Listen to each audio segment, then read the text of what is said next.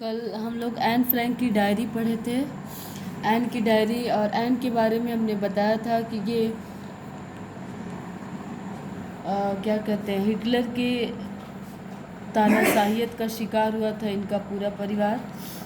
तो 2 जुलाई 1942 को ये 2 जुलाई 1942 से लोग अज्ञातवास में चले गए थे। वहाँ जाने के 4-5 दिन बाद ही इसने अपना डायरी लिखना शुरू किया, जो इसके बर्थडे पे इसको मिली थी उपहार में। तो चलो देखते हैं। बुधवार 8 जुलाई 1942। प्यारी किट्टी, ऐसा लग रहा है मानो रविवार के बाद से बरसों बीत गया। इतना कुछ हो गया है जैसे पूरी दुनिया ही उलट पुलट गई है। लेकिन जैसा कि तुम देख सकती हो किट्टी, मैं जिंदा हूँ, लेकिन यह मत पूछो कि कहाँ और कैसे। मैं जो कुछ भी कह रही हूँ उसमें शायद ही कोई बात तुम्हारे पल्ले पड़े, इसलिए मैं तुम्हें शुरू से बताती हूँ कि रविवार की दोपहर को क्या हुआ था। ये बता रही हैं कि ये लोग कैसे अजनबी जगह आ गए हैं, उनके साथ क्या हुआ था। ये चीज़ें वो अपनी डायरी के साथ शेयर कर रही है। 3 बजे थे। हेलो जा चुका था, हेलो उसका मित्र था, लेकिन वह दोबारा फिर से आने वाला था। तभी दरवाजे की घंटी बजी। चूँकि मैं बालकनी में धूप में अलसाई सी बैठी पढ़ रही थी, इसलिए मुझे घंटी की आवाज़ सुनाई नहीं दी। कुछ देर बाद रसोई के दरवाजे पर मार्गोट नजर आई। मार्गोट उसकी बहन थी। वो बहुत गुस्से में थी। पापा को एएसएस से बुलाए जाने का नोटिस मिला है, वह फुसफुसाई। ये एसएस जो था हिटलर का अपना एक शिविर था जिसमें लोग नाजियों को बुलाते थे और प्रताड़ित करते थे।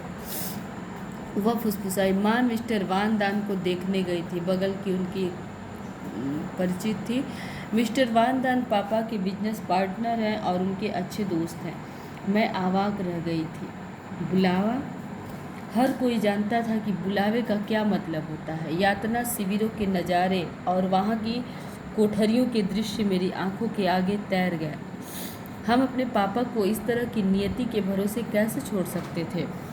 हम उन्हें हरगिज़ नहीं जाने देंगे, मार्गोट ने उस वक्त कहा था जब वह ड्राइंग रूम में माँ की राह देख रही थी।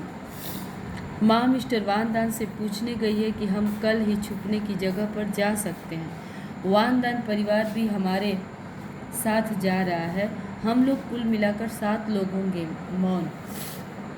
ये मार्गोट बता रही थी। हम आगे बात ही नहीं कर पाए। यह ख्याल कि पापा यहूदी अस्पताल में किसी को देखने गए हुए हैं। माँ के लिए इंतजार की लंबी घड़ियाँ, गर्मी, सस्पेंस,